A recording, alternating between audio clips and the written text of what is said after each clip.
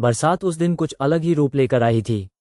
ऐसा लगता था जैसे बादलों ने पूरे पहाड़ को अपनी बाहों में समेट लिया हो और अब वह धीरे धीरे धरती पर उतर रहे हों। हवा में मिट्टी की खुशबू घुली हुई थी और गांव के बाहर बहने वाली छोटी नदी उफान पर थी। इसी गांव में राघव, उसकी पत्नी मीरा, उनके बच्चे गोपी और परी रहते थे। उनका घर मिट्टी और लकड़ी का था, पर उसमें ऐसी गर्माहट थी जैसे हर दीवार में किसी ने प्रेम भर दिया हो। सुबह होते ही बारिश ने अपनी लय पकड़ ली थी और कोई भी बाहर कदम भी नहीं रख सकता था।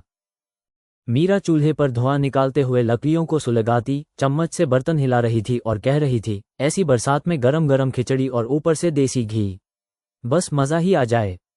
राघव बाहर खड़ा बारिश की तरफ देखकर धीरे से मुस्कुरा रहा था, प्रकृति भी आज अच्छा मूड लेकर आई है। तभी गांव की ओर जाती सड़क से कार के हॉर्न की आवाज़ सुनाई दी। ऐसी आवाज़ जो गांव में बहुत दुर्लभ थी। राघव ने दूर देखा तो एक चमकदार सफ़ेद कार कीचड़ में फंसी हुई थी।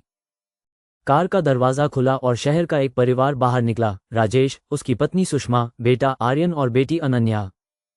बारिश से बचने के लिए वे छाते खोजने लगे, लेकिन हवा इतनी तेज थी कि छाते उलट पुलट हो गए।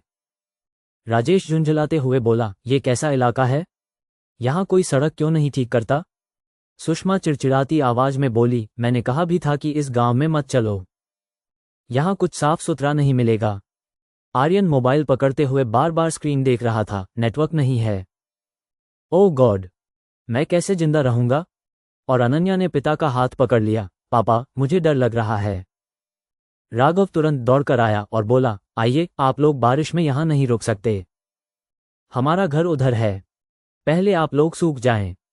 लेकिन राजेश ने शहर वाली आदत से कहा, नहीं नहीं, हम ठीक हैं।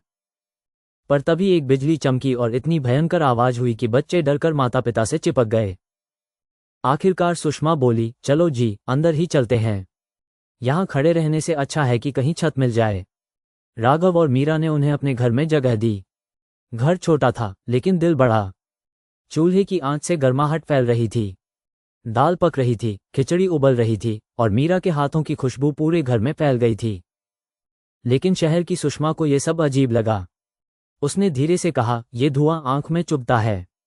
मीरा मुस्कुराकर बोली, ये धुआं ही हमारे भोजन में खुशबू और घर में अपनापन लाता है। देखना, खाना खाकर दिल खुश हो जाएगा। बच्चे आपस में देखने लगे। गोपी बोला, चलो खेलते हैं।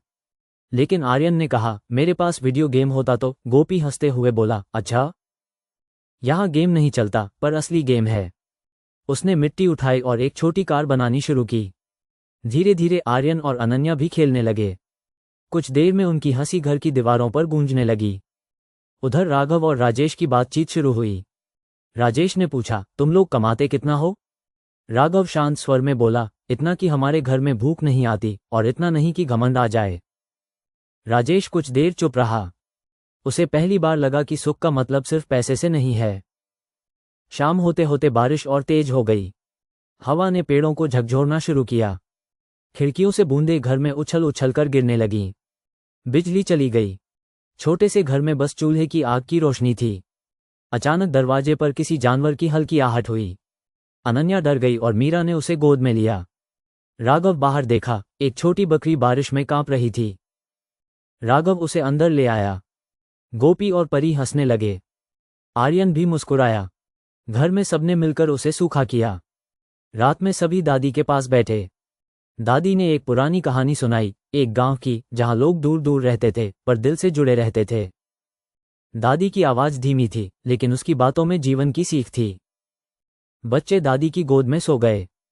राजेश और सुषमा दोनों चुप थे। रात के सन्नाटे में बारिश की आवाज जैसे आत्मा को छू रही थी। सुषमा ने धीरे से कहा, मीरा, तुम बहुत खुश लगती हो, क्यों? मीरा मुस्कुरा दी, क्योंकि मेरे पास वो सब है जो जरूरी है, परिवार, प्यार, शांति। बाकी चीजें तो आती जाती रहती हैं। ये सुनकर सुषमा पहली बार मुस्कुराई, दिल से। सुबह बादल छट गए। हवा साफ थी। पहाड़ों पर सूरज की रोशनी सुनहरे रंग में चमक रही थी। राजेश और राघव ने मिलकर कार को बाहर निकाला। जाते समय राजेश ने राघव का हाथ पकड़ा और बोला, तुमने मेरे परिवार को सिर्फ छत नहीं दी, तुमने हमें वो एहसास दिया जो हम शहर में खो चुके थे। सुषमा ने मीरा को गले लगाकर कहा, कम में खुश रहना, ये तुमने सिखाया। अनन्या ने परी को गले लगाया और आर्यन ने गोपी को हाई फाइव किया। बच्चे बोले, हम फिर आएंगे। और जब कार दूर चली गई, गांव के आंगन में बस वही सूखी मिट्टी, वह चूल्हे की गंध और दो परिवारों के दिलों की गर्माहट बाकी रह गई, एक ऐसी गर्माहट जो कभी कम नहीं होती।